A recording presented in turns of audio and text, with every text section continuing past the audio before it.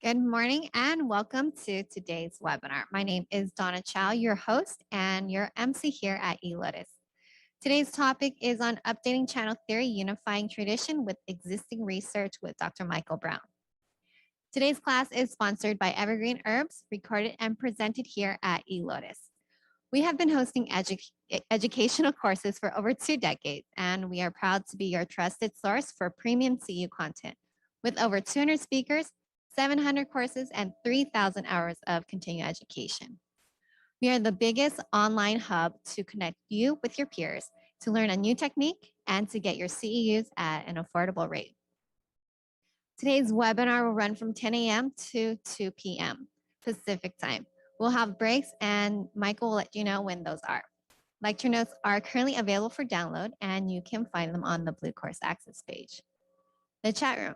If you will be participating in today's chat, please set your chat to everyone or all panelists and attendees so everyone can be part of the conversation. The quiz and the video replay will be available tomorrow afternoon, and I will send an email out when it's ready. Before we get started, I wanted to give you a little heads up.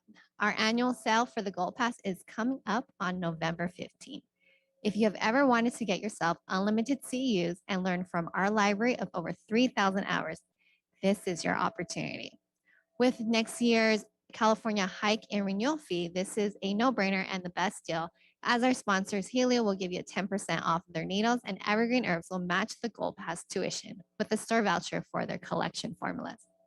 These are the formulas that have been designed by various senior herbalists or our family secret formulas that have been passed down for generations.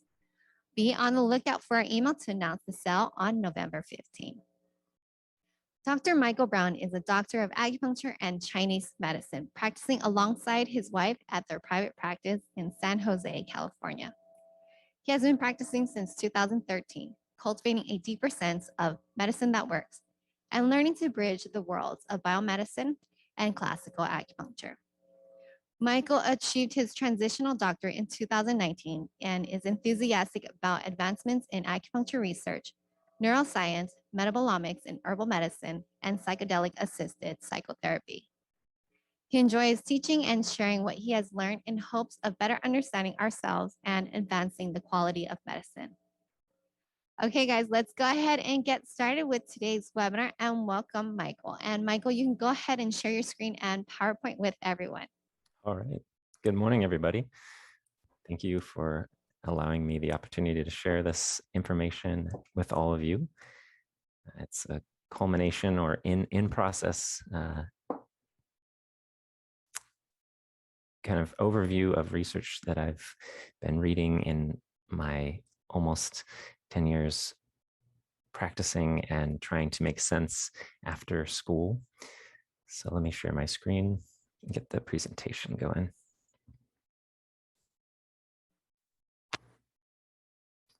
All right.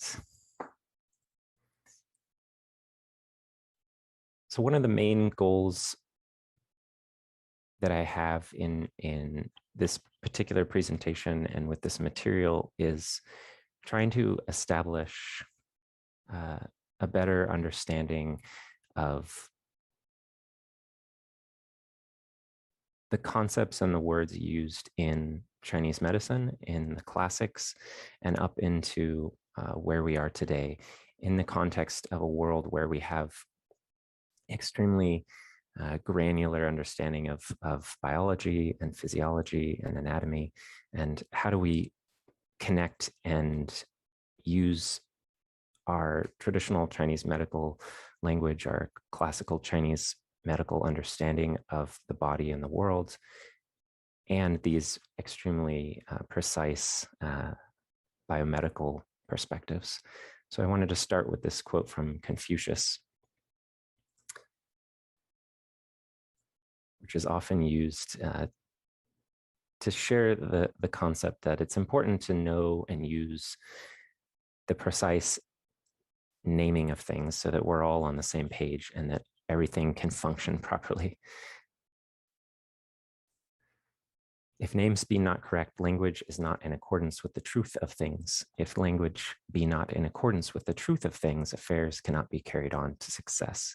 And so The main goals of this presentation, of this material, of my sharing it with you, are to have an accurate and more universal understanding of what are PhD candidates studying classical texts from the Mawangdui tomb looking at and talking about, and what are Harvard neuroscientists talking about when they're looking at acupuncture, channel theory, acupuncture points, and how it all works.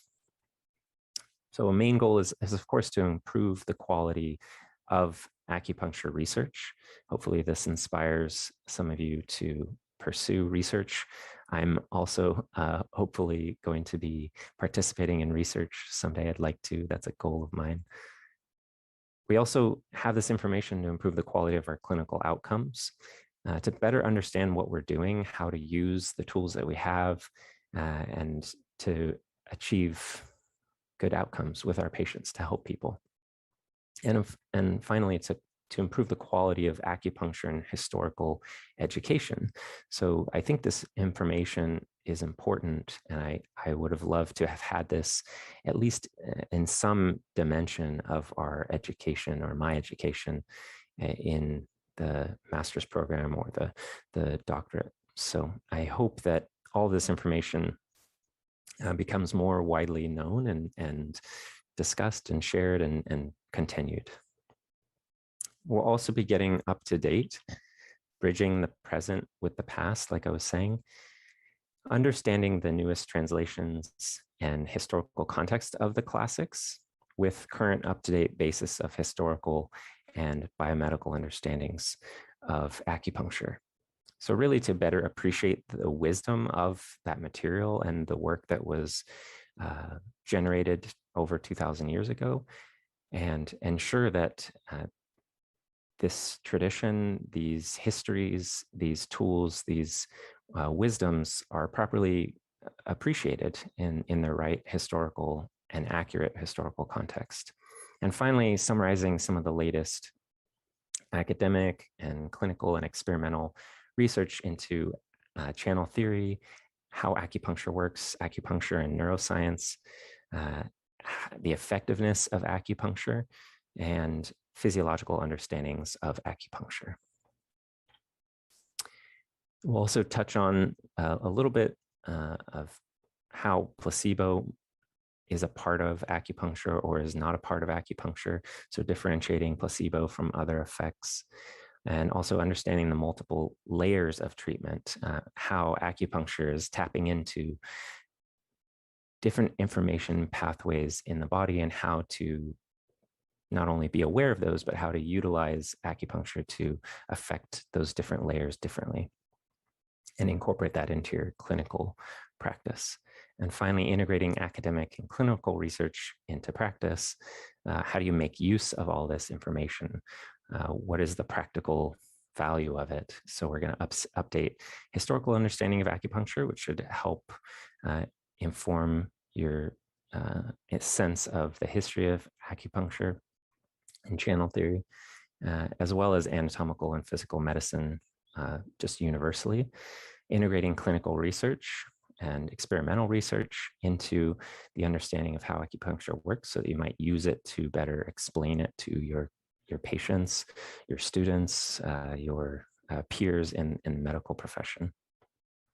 And integrating clinical research into, again, like I was saying, evidence-informed care and clinical practice. So I just want to kind of orient ourselves. We're going to be constantly reorienting from past to present, jumping around some timelines. But I think it's important to study the past, and I'm going to point to some particular works that I think are doing a really amazing job of that. But ultimately, the larger goal that I see is that we want to better understand the body and how to minimize suffering, minimize the disease burden that we see in the world, and to, of course, reduce premature death. That is, at least as a healer, as a doctor, practicing medical provider, that is the goal. And so that's the underlying motivation and I think passion and interest that I have in this material is really for those purposes.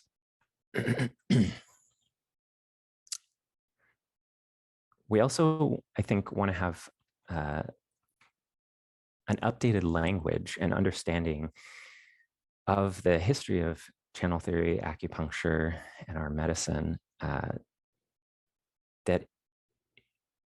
it doesn't negate or defeat past perspectives, but it's actually integrating and maintaining the integrity of that material, that work, that tradition, and keeping it in a coherent working body of material that is congruent with and in alignment with the current understandings that science has about how the body works. And I think if we speak in language, use language, and understand, because in order to use language, it requires a bit of understanding of the words you're using, I truly believe that it's an important part of acupuncture as a profession, being a part of the conversation that institutions and conventions of medicine are having. And I think acupuncturists, licensed acupuncturists, doctors of acupuncture and Chinese medicine will be more respected and welcomed into places of conventional medicine that we have worked hard to get into. And I think more effective solutions can also be inspired by these understandings and this integrated view of channel theory. So I hope that helps give you a sense of kind of the underlying motivations, passion behind all this, and let's get started. So there have been some recent developments specific to channel theory and the history and classical materials. I wanted to point to a couple different people some of you may be familiar with, but particularly the publication of works by Vivian Shaw of Oxford. I believe she just did her dissertation and achieved her PhD there, looking at acupuncture and anatomy. And Pony Cheng is also somebody who's doing some really fascinating work with dissection as well. Vivian also doing dissections alongside translations of classical texts. Pony's more focused, as in his own words, on specific points and the unique features of those points relative to anatomy and classical descriptions. And then Dorscher is looking at the embryological the continuity of embryological development and how that might inform or at least explain some of the connections that are maintained through the body from embryological development through mature physical development. So there's also an extremely large body of clinical neuroscience at this point. Neuroscience as a field has exploded over the last 20, 30 years.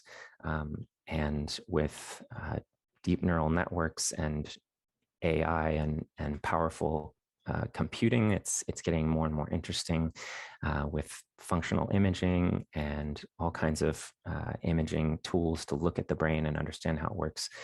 We've gotten a lot more interesting understanding of how acupuncture works. And finally, new developments in studying complex effects in human medicine. There's now attempts to make sense of the impossible complexity of the body by realizing, as we've known and as we'll talk about later, that the body is an integrated whole. And I think that's one of the core wisdoms of channel theory and acupuncture. But this is becoming quite just more of an interest to general research and medicines. So understanding that embryology, immunology, endocrinology, neurology, all of these different things, even our microbiome and the various microbiomes around the body, are all intercommunicating, and that there's some inspiration to understand those connections. So what is the classical view of anatomy and physiology?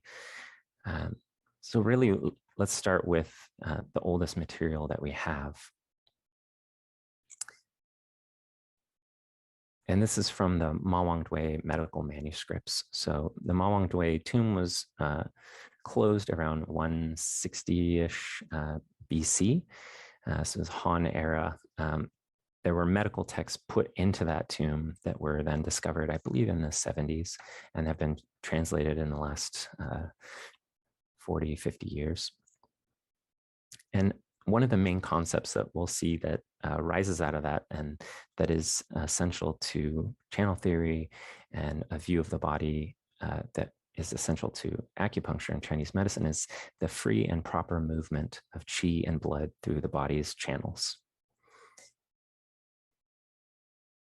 So what is our contemporary view of channels that we'll eventually arrive at, I hope, through this research and understanding and looking at things, is that meridians or channels are multidimensional, multi-pathway or tissue responsiveness and intercommunication. It's an integrated system that's constantly communicating amongst itself. And acupuncture and channel theory is an attempt to get at the functional value, functional patterning that we can actually use effectively to understand and then treat and correct illness in the body. So these interwoven, interrelating layers, or as a colleague of ours said the other day, the divine matrix. I think that was David White. So humans are constantly trying to map out and embed ourselves into natural landscapes, natural patterns in ways that work for us or that we can work with. And so these images just demonstrating some of, I think, the beauty of nature, the complexity of nature, the similarity of what we see in nature and what we see in our bodies, and how we're constantly trying to map over it or create systems through it and over it that allow us to move more effectively, whatever our purposes might be. So now we're getting to Shaw et al.'s work. This is part of a paper that was published just last year, Hiding in Plain Sight, Ancient Chinese Anatomy. So we have the classical development of channel theory as maps of physiology, anatomy and physiology. And essentially the main hypothesis and argument of Vivian Shaw and her colleagues is that Han medical practitioners were anatomists, people who were fascinated with human anatomy and making sense of that in a way that could be used in medicine. As they say here, the earliest understandings of health as the free and proper movement of qi and blood through the body's channels is arguably not purely just esoteric philosophy, but rather the earliest known scientific effort to systematically organize the complex vessels, nerves, lymphatic vessels, myofascial tissues, connective tissue, musculoskeletal tissue into a workable and standardized map or system of anatomy. And so that's what you'll see here with Vivian and her colleagues arguing and investigating. And they state that the establishment of these texts, the Ma Wang-Dui texts that we're going to look at as an atlas, also informs some of the most basic assumptions about the anatomical basis for acupuncture meridians and points. This has major implications for current scientific research into the mechanisms of acupuncture, and it challenges the widespread belief that there is no scientific foundation for the, quote, anatomy of acupuncture by showing that the earliest physicians writing about acupuncture were in fact writing about the physical body, physical structures. So let's look at these texts. This is a piece of text in the image there. There are three particular anatomical manuscripts in the Ma Wang-Dui tombs. They were written, estimated around 300 to 200 BCE. And Shaw et al. Note that this material is contemporaneous, that is, existed and was written around the time of what is now a lost dissection-based material from two Greek medical practitioners, Herophilus and Erastus. Erasistratus.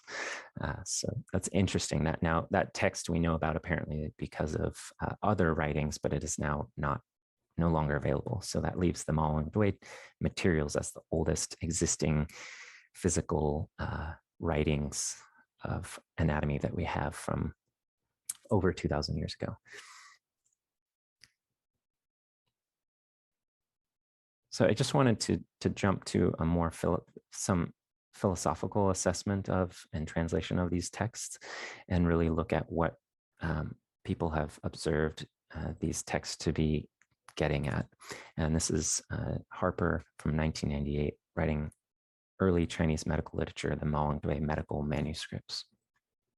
And really the key here is by the 3rd century BC, ideas concerning the mai, or vessels filled with blood and qi inside the body, dominated physiological speculation. There was a fascination with material in channels. And one definition of health was the maintenance of a constant supply of free-flowing blood and qi in the vessels, as I pointed out in the beginning. So it really became kind of the focus of medicine around that time that you see in these texts. The earliest explicit statement in received literature of the idea that qi flows along with blood through the mai vessels inside the body occurs in the Guangzi, in an essay on water, which probably dates to the first half of the 3rd century BCE. So there's already an idea that, quote, water is the blood and vapor of the earth, like what flows through the muscles and the vessels. So there's already this sense and awareness of an attempt to describe fluids and substances that are important and key to life moving through the tissues and the vessels. So the idea that qi and blood together are the essential components of human life is only reliably documented in 4th century BCE sources, by which time qi already referred to the omnipresent basic stuff of the phenomenal world. So it was already at that time a word that was used in many different contexts. There's also reference to resonance theory, this attempt to connect and explain the complexity of the human body by looking out the external world and finding similar patterns and metaphors that were useful for medical understanding. So descriptions such as from the Spring and Autumn Annals: human beings have 360 joints, 9 body openings, and 5 yin and 6 yang systems of function. In the flesh, tightness is desirable. In the blood vessels, free flow is desirable. In the sinews and bones, solidity is desirable. In the operations of the heart, mind, and will, harmony is desirable. In the essential qi, regular motion is desirable. When this is realized, illness has nowhere to abide, and there's nothing from which pathology can develop. When illness lasts and pathology develops, it is because the essential qi has become static.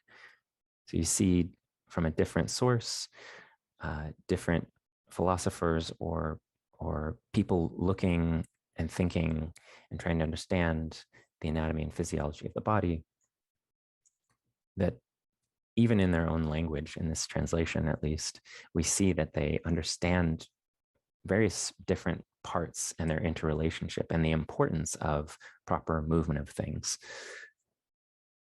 So back to the Malangdui texts, as Unshold here, talking about the Nanjing and the Classic of Difficult Issues with commentaries by others. The medicine of systematic correspondence has always been the subject of probing debates among intellectuals and practitioners of historical Chinese medicine. Over the centuries, there have been countless attempts at reconciling its basic tenets with thoughts and experience gained by physicians in actual clinical therapy. And this kind of points to the challenge that I experienced as a student of Chinese medicine, as a person raised in American materialist society or Western, quote unquote, Western society, trying to reconcile these metaphorical understandings with actual experience of the body. Unshold continues. The medicine of systematic correspondence may be traced from a collection of individual writings of the late 3rd or early 2nd century, all this material that we've been looking at, which recommends healthcare and therapy based on demonology, concepts of magic, and systematic correspondence, which was fading at that time and was moving more towards as well as surgical and pharmaceutical knowledge that may have been derived in part from experience and observation. That observation being dissection and understanding the body from a physical perspective, which we'll get to later. So the Maishu texts are the parts of the Ma Wang-Dui texts that talk about the channels. And you'll see that, and it's observed that there are 11 channels in the Maishu texts, in the Ma Wang-Dui texts, that all have the same names of those channels, the 12 channels plus, or 11 channels plus 1 in the Neijing. So we'll see coming up here. So 11 channels in the Ma Wang-Dui texts, excuse me. And the texts describe the organization of the human body in the form of divisions or pathways, each of which has associated disease patterns, which we all learn. But this existed in the Ma Wang-Dui texts, which remember is over 2,200 years ago. And these 11 pathways, as Shaw notes, carry the same names as the acupuncture meridians described in the later Huangdi Neijing, and we'll go on to see that. So again, Shaw et al. Here are arguing that this is about physical medicine, not mystical understandings applied to the body haphazardly or a priori. It's looking at the body physically and trying to make sense of it using metaphorical language and descriptions that inherently are integrative, as we'll see. So Shaw et al. Point out that these texts are not esoteric or philosophical conceptions, as other scholars, many of whom don't practice medicine, have previously assumed. And these interpretations are an artifact of misunderstandings of concepts like yin and yang or qi. So these interpreters who are mostly interested in language were the first to really translate some of these texts and have kind of perpetuated a misunderstanding, is what she's saying. Quote, finally, a substantial shift of paradigm like that required to merge ancient Chinese and modern Western worldviews also requires that we learn to see the strange in the familiar and the familiar in the strange, ideas with a long history in anthropology and sociology. Our modern tendency to describe the body as a series of functional systems, separate systems like the nervous system, respiratory, circulatory, etc., although so familiar that we may not even notice it, it is by no means obvious or objective. Seeing the anatomy in the Ma Wang-Dui text thus requires an effort to shift out of our familiar paradigms and explore the body from a viewpoint that is new, that is to us is new. And I think it's helpful to remember her audience here is anatomists at Oxford. So as acupuncturists, this may seem like we've already kind of gone through this. Some of us maybe more naturally, intuitively think this way, but many of us go through a process in those first years of school of reorienting our understanding to a more integrative paradigm. So the esoteric interpretations of the classical vessel channel theory, again, back to Harper. Vessel theory provided a basic structure for the application of yin-yang and 5-agent or 5-phase theories to the human organism. It allowed physicians to precisely classify the human microcosm and link its operation to phenomenal processes in the macrocosm. And this is actually opposite of what Shaw is arguing. So you'll see Harper saying it's the philosophy that they were trying to apply to the body. It's actually the body was then explained with metaphor and organized with more symbolic rubrics of understanding to make it make sense and to make it work. So let's look at the 11 channels. In the Ma Wang-Dui text, all of the channels that we're familiar with, the Taiyang, foot Taiyang, arm Taiyang, etc., are all there except the arm Jueyin channel. They did not distinguish the arm Zhuiyin channel.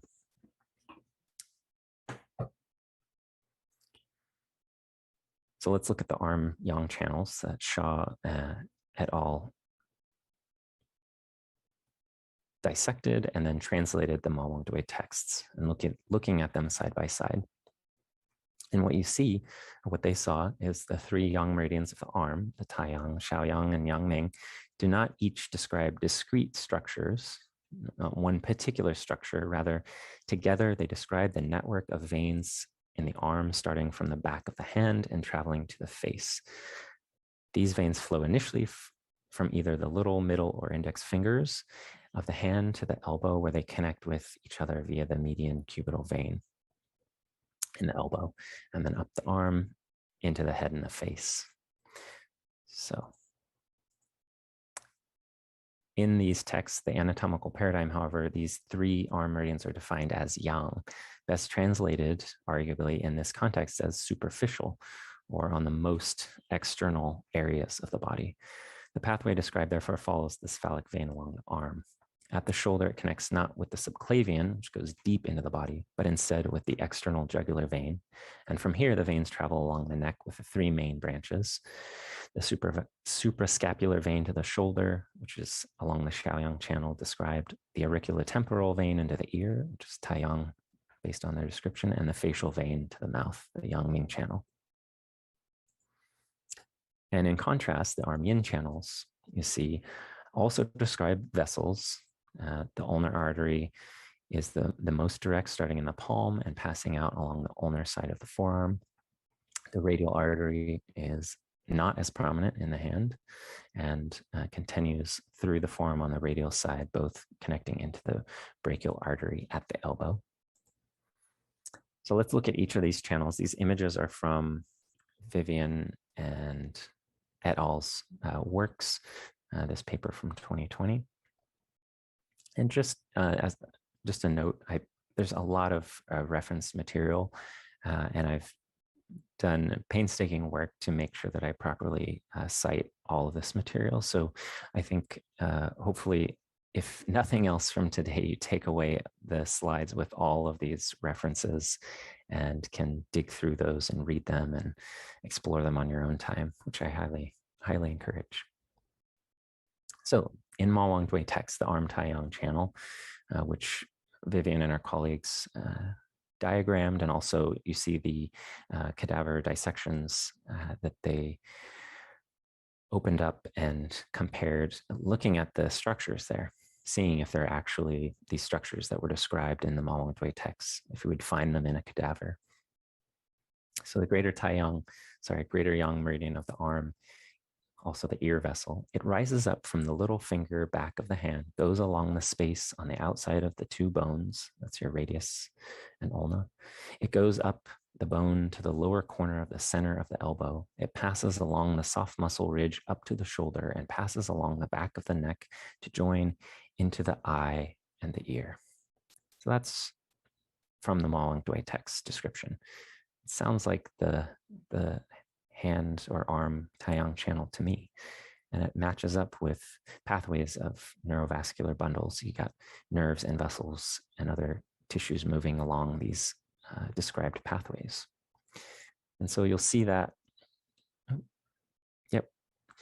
with all of the channels, the arm Shaoyang, just as we'd expect and are familiar with, but over 2,200 years ago, they also described it this way: the lesser yang meridian of the arm shoulder vessel, it rises up from behind the ear, goes below into the shoulder, exits along the upper arm out along the outside ridge, goes along the outside of the bicep, goes into the upper ridge of the middle finger.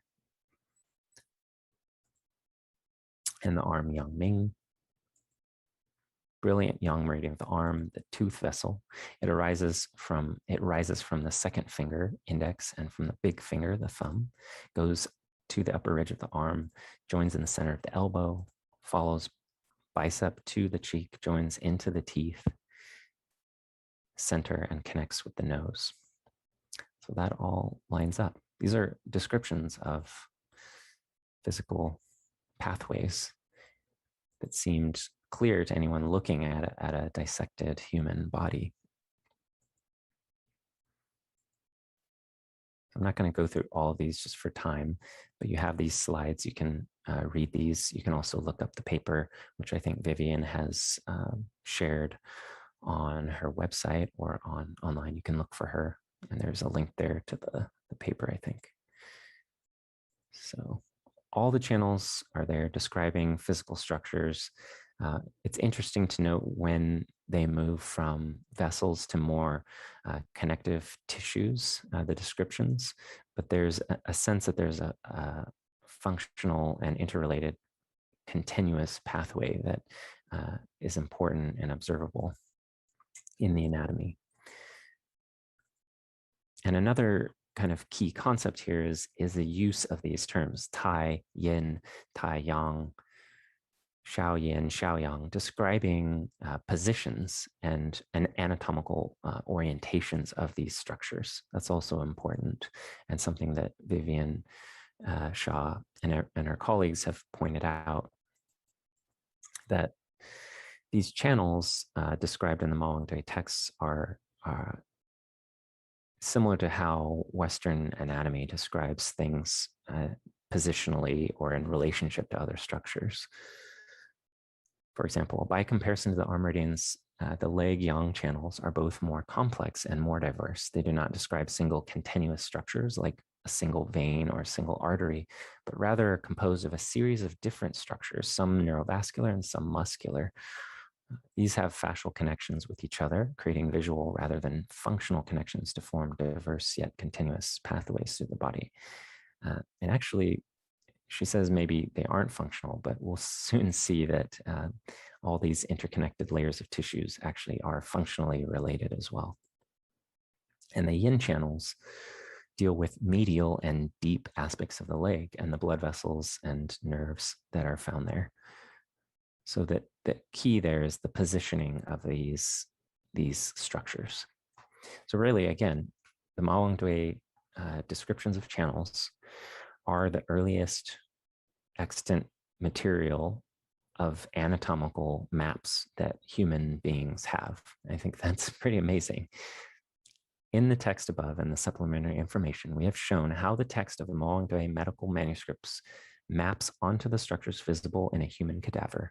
We propose, based on the close alignment we find between body and text, that the pathways the Mawangdui describes are not esoteric. Instead, they represent the earliest surviving anatomical atlas, designed to provide a concise description of the human body for students and practitioners of medicine in ancient China. And I just think that is amazing. And this is something that was just written about, and I'm sure maybe some of you have already kind of thought this, and it's why you appreciate acupuncture and channel theory. But for those of you who haven't ever considered it this way, or are aware of Vivian's materials, Vivian and her colleagues' work, I think it's really inspiring and important to recognize. So you see this image here is an image of the Qigong type movements, the movements that were put. This was also from the Mawangdui texts. There was materials in there about movements for maintaining health.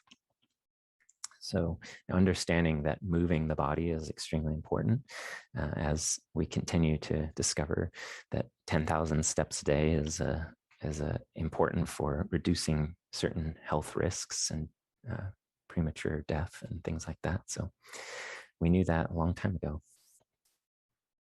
So going back to the anatomical science of Han China, Shaw and her colleagues say, we propose that the multiple texts in the Mawangdui compendium and remaining discrepancies between them most likely reflect the fact that the authors were engaged in ongoing conversation about the body and its function. This is a scientific process that was happening. We're just getting a snapshot in these materials.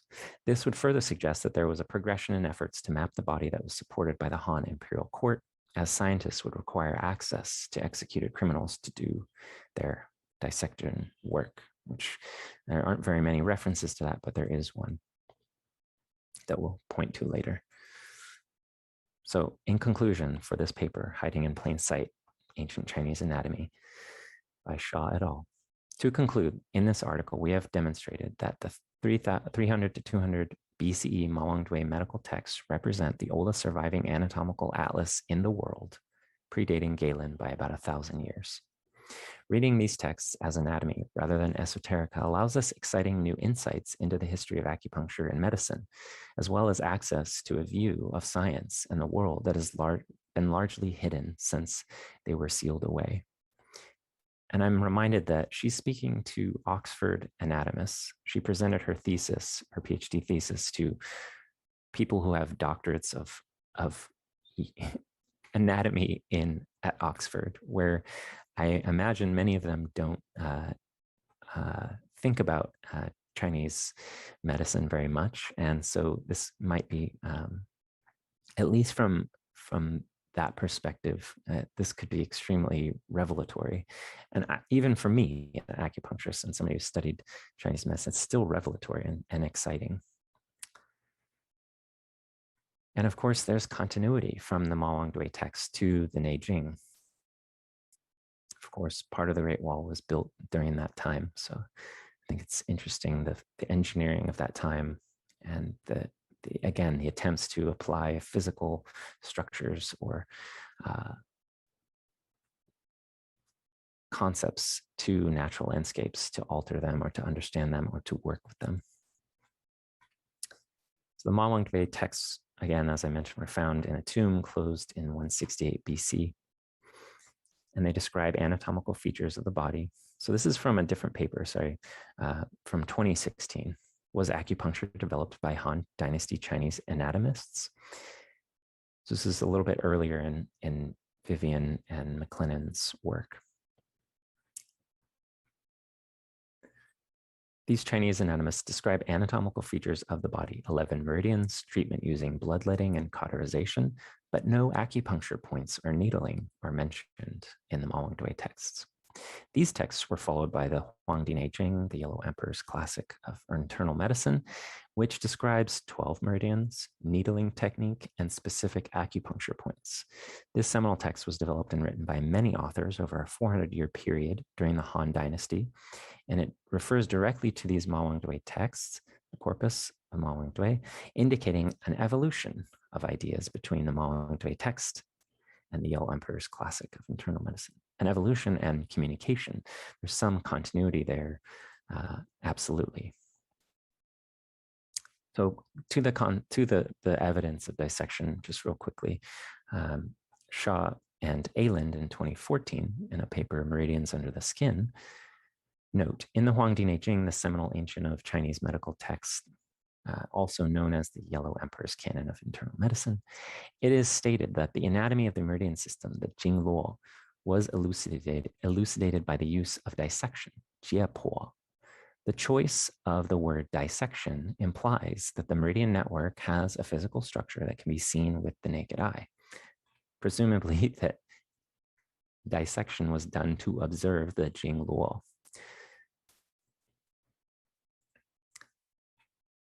Human dissection has a long history in China. The first recorded dissection details the fate of a criminal, the criminal Wang Sunqing, and is found in the Book of Han, a chronological history of the Han Dynasty from 206 BC to 23 AD. And from a translation of that, the imperial physician, master herbalist, and a skillful butcher together disemboweled and flayed him, measured his 5 organs, and with fine bamboo poles, the length of his blood vessels, to know where they begin and end, so that a person can use this knowledge to heal illness.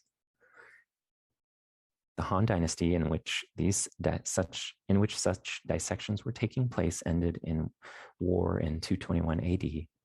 And there are no further known records of dissection in China until nearly 1,000 years later.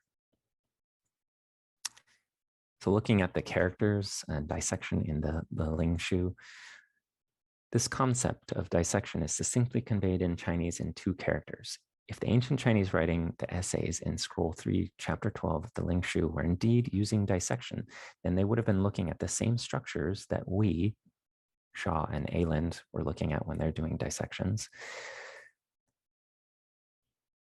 that they're examining now. The text describing dissection in this part of the Ling Shu reads, quote, The body of a grown-up man has the skin, muscle, and channel. To a living man, one can inspect him by touching. To a dead body, one can examine it carefully by dissection. There you go. Jing Luo and Jing Mai, the fascia and the vessels, or the channels, the meridians, and the meridian network is actually how it's usually translated. But is it the fascia and the vessels? Jing Mai is the word for an individual channel or blood vessel, whereas Jing Luo refers to the whole network, the whole meridian or channel system. The character for Jing, meaning silk and warp, underground watercourse, is the same as that used in Jing Luo. The character for Mai is composed of the character used to denote flesh. In a complex character, it also means moon on its own, apparently, on the left, and tributaries joining a main river on the right. The pictographs for tributaries flowing into a main river on the right does not exist on its own. This word is translated as blood vessels. Some kind of vessels with substances flowing through them, like rivers and tributaries. This character Jing is about, it references silk, and Shaw and Aylin find this extremely important from an anatomical perspective. As they say, Jing consists of two characters, su, or silk, and jing, which means variously underground watercourse, a warp of fabric, or a loom, a canon, a classic, like the Huangdi Jing, or seminal text. Jing is also the phonetic component and gives the sound of the word. And you see, I have a picture here of some silkworms. Just take note of what that silk, those fibers look like, as we see Shaw and Aylin argue. Likewise, Luo consists of two characters, su and ge. Su, again, is character for silk, and in this character, ge gives the phonetic pronunciation only and plays no part in the meaning of the word. So taken as a whole, the word Luo as a network, when used as a noun and denotes to net, when employed as a verb, su, the character reiterated in both Jing and Luo, originally meant unreeled silk or stringy fiber. That's the argument. So they say, if the physicians contemporary with the Lingshu section of the Huangdi Jing used these specific words to describe a body structure with the same precision as they characterized the pericardium, which I recommend you read the paper to hear their story of that, then the phrase Jing Luo could literally mean a silk-like network, fabric, or underground watercourse within the body. This is in contrast with the current less precise and less descriptive definition, meridian network. However, it can be argued that the various meanings can be reconciled by direct observation of the anatomy of the meridian network in the human body, which is what they did. And they looked at the channels in the legs and observed the fascial fibers over the tissues. They note, fascia appears in a multiplicity of forms as stringy fibers, as translucent sheets, as fibers arranged in rows, and as sheets with fibers oriented in different directions, longitudinally, horizontally. Depending on its function, it can vary in quality from loose and delicate, tight and tough. It encircles neurovascular bundles and separates and defines structures while also connecting them one to the other. So the fascia can be viewed as a single interconnected structure that pervades the whole body, providing continuity between the skin, the muscles, the bones, the organs, the nerves, etc. So here, the neurovascular bundle with the fascial sheath dissected in the center. We have A, this part here. Can I use my... You can see A there as the tibialis anterior artery, all encapsulated in this bundle connected by all this fascial material.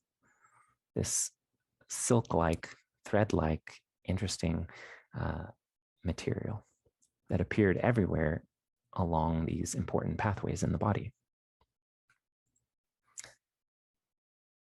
So Shaw and Aylin attempted to dissect cadavers to mimic ancient dissection methods, just as a note, in case you want to know how they did it. Or they said they used an embalming method that's called soft mix. And this method is unlike traditional medical school embalming methods, it maintains the flexibility of the joints and the texture of the tissues in the cadaver, which arguably makes sense if you're trying to repeat or estimate what Han anatomist or Han doctor or Han practitioner of acupuncture was looking at when they're looking at a human cadaver 2,000 years ago.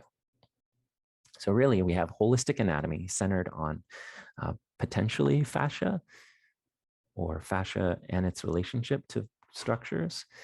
And Shaw and Aylin say there's a fundamental philosophical difference between the holistic, interconnected, and integrated approach of acupuncture, which aims to understand and treat a person by looking at the physical interconnectedness of the body, and the reductionist approach of modern medical science. Yes, that's absolutely true. And for me personally, why I'm enamored with and love being an acupuncturist and practicing Chinese medicine, because this way of viewing the body makes more sense to me. And as we'll see later on, looking at current neuroscience research or other research, it absolutely is true. It's a truer view of the body, this holistic, interconnected, and integrated approach that is essential to acupuncture and channel theory. And we see it clearly when you look at like the foot Taiyang channel from a myofascial chain perspective, or if you do anatomy and dissection and cut the contiguous myofascial chain from the top of the head all the way down the spine, through the back, the buttocks, the hips, the legs.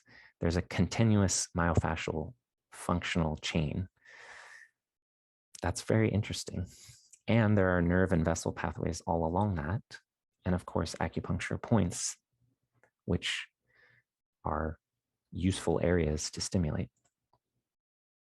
So they end saying, if the above arguments about the primacy of fascia are correct, this difference may be exemplified by the view of acupuncture and the Ling Shu, that the fascia, the Jingluo, binds and connects the structures and functions of the body. Conversely, most modern anatomical texts and approaches to studying the human body remove or downplay the biological roles of the fascia in order to focus on the underlying structures or isolated structures. However, without the binding of the fascia, these underlying structures are reduced into discrete entities. And interestingly, there has been a recent resurgence of interest in the fascia within anatomical research and within physical therapy, medicine, sports medicine. You see it. It's something that has become, you see it with dry needling technique, the interest in myofascial tissue. But is that really the full explanation of channels? We'll go on to answer that. So there's more formalizing of channel theory in the Nanjing later on. This kind of is a little bit of a distraction, so I'm going to skip ahead. So again, the classical view of anatomy and physiology we see here is this era, this Han era, from which we get the Mawangdui text, the Huangdi Jing, Unschooled notes. This phase also included an innovative understanding of the functional structure of the organism and the introduction of a therapeutic technique hitherto unknown, or at least undocumented in China, namely needling or acupuncture. And so, of course, all of this is actually interesting from a medical clinical perspective, because not only were they doing this anatomical investigation and attempting to map the structures in an organized way, they're also developing ways to interact with and stimulate and regulate and correct obstruction in these pathways using acupuncture. So I think we'll get through this last section here, and then it might be time for a break, maybe about 10 more minutes. So Shaw and McLennan did some interesting work looking more precisely at acupuncture point names in the Huangdi Jing, and asked the question, are these point names actually anatomical descriptions, poetic in their language, but actually pointing to locations or structures. So that's what we'll look at here. And what they looked at in their paper of 2016 was acupuncture developed by Han Dynasty Chinese anatomists, that same paper. Character Tian occurs as a character in the names of 20 different points. It is the most commonly used character in acupuncture points, again from the Huangdi Neijing. The word Tian in normal speech means heaven, sky, or day. Grasping the wind translates the same character as celestial. So all points, all these 20 points were dissected. So they did dissections again in each of the 6 cadavers they had. So they had more than one cadaver just to ensure that you get a wider sampling of anatomy. So you don't get just an anomaly in one, for example. So all 20 points were located in the upper part of the body in all cadavers, so 100% of them. And it is commonly accepted that Tian here refers to this anatomical region, the part of the body above the waist. Because I think, as they note in their paper, the lowest point with the character Tian is around the umbilicus, the heavenly pivot. So again, another character.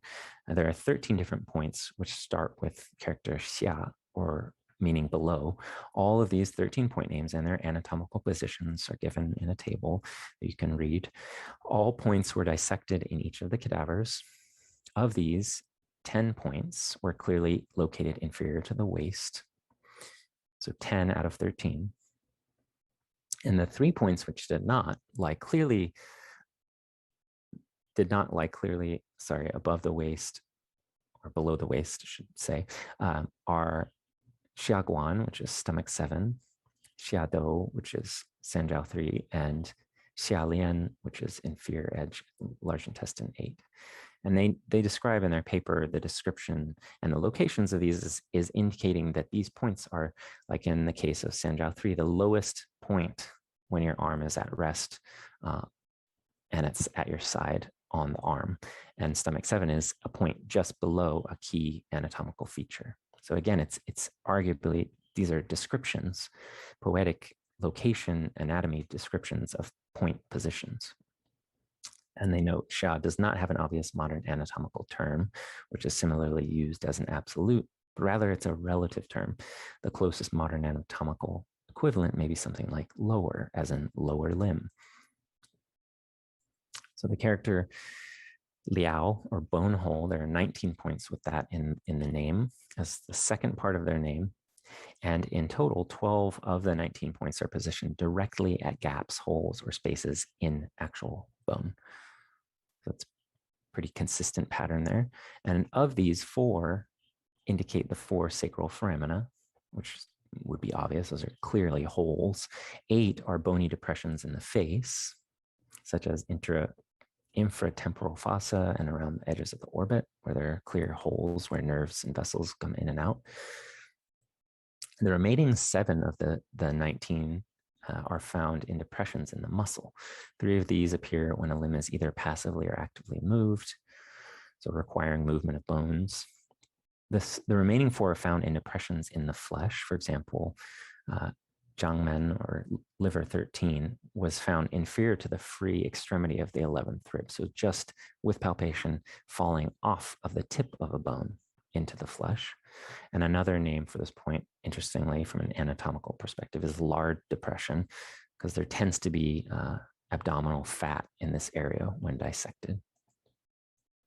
And Liao in Chinese medicine appears to describe structures for which modern anatomical terms are foramen, fossa, and depression. Fei, or to fly, occurs with only 2 acupuncture points, Fei Yang, bladder 58, and Fei Hu, Sanjiao 6. Both points were dissected in each of the 6 cadavers. And in both upper and lower limb cases, the shared nomenclature draws attention to the anatomy of the 2 nerves which have branched away from a primary neurovascular bundle, that is, flying away from a main trunk. So it's presumed that this is a characteristic that can only be ascertained through dissection. Theoretically, maybe with acupuncture and observing sensations, but clearly makes sense. If dissection is happening, they would see this branching that occurs in these positions. And shi, or the translation into ravine, creek, valley, gorge, stream, and it appears in 9 points. All points designated by shi share a common characteristic of a pulsating blood vessel, which is briefly close to the surface of the body before it runs deep into a cleft between high-sided structures. So this implies a visual metaphor between anatomical structures and ecological ones, which shouldn't be overlooked, that this metaphorical description of the body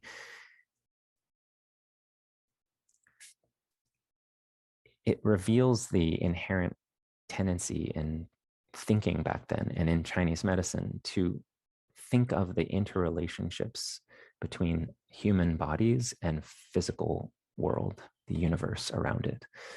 So finding similar patterns tends to suggest that there might be some relationship there that is valuable either to recognize or to think about. And so just continuing on, 2 shi points, jie shi or stomach 41 and yang shi, large intestine 5, are homologous and means they're very similar in their locations, Yangming locations, being respectively found on the dorsum, on the top of the ankle, between the tendons of the extensor hallucis longus and extensor digitorum longus, and on the wrist in the anatomical snuff box.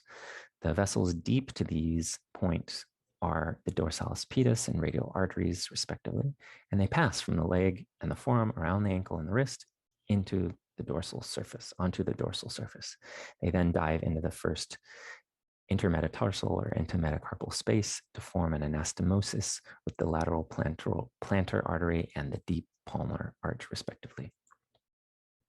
So shi may be a metaphor, a descriptive metaphor for a vascular structure whose surroundings resemble a mountainous landscape with a fast-flowing stream passing through it. This is a medicine of integration and harmonious interrelationship, as I was mentioning just a moment ago.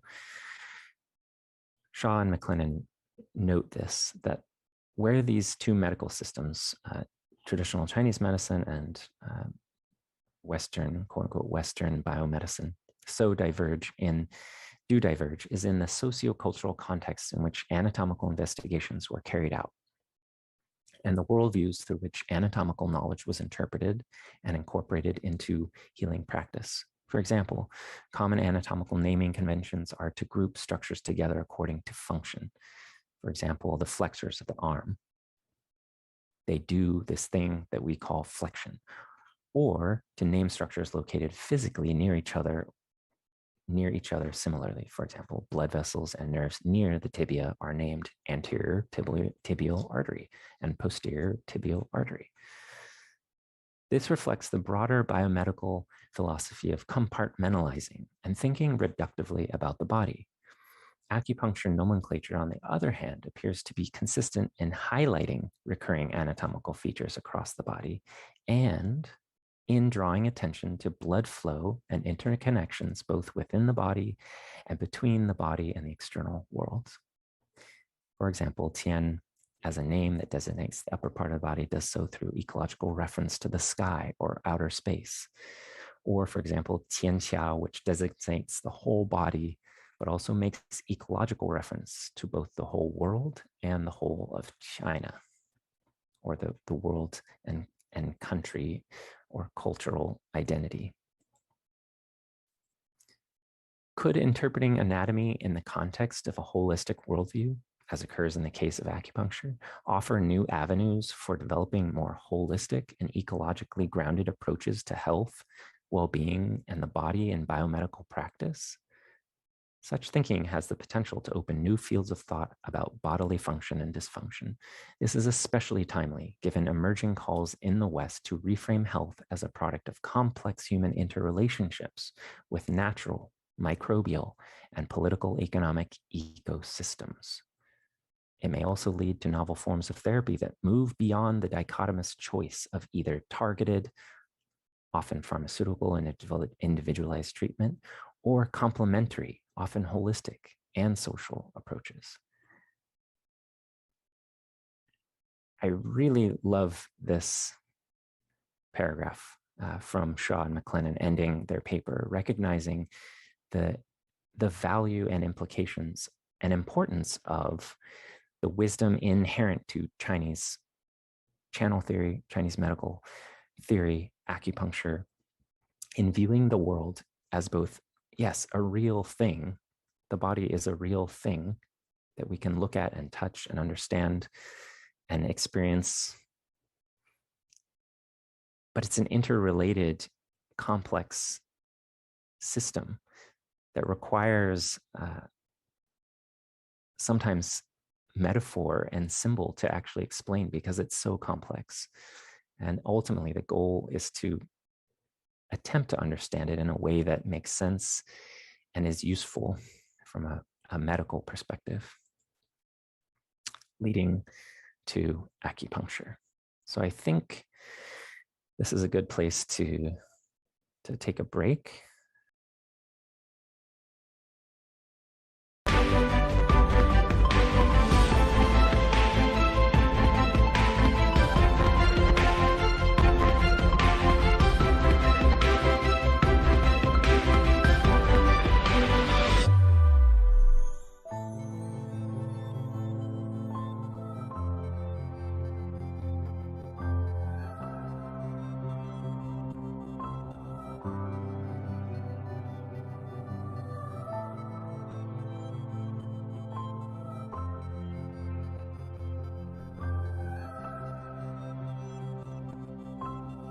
Recording stopped.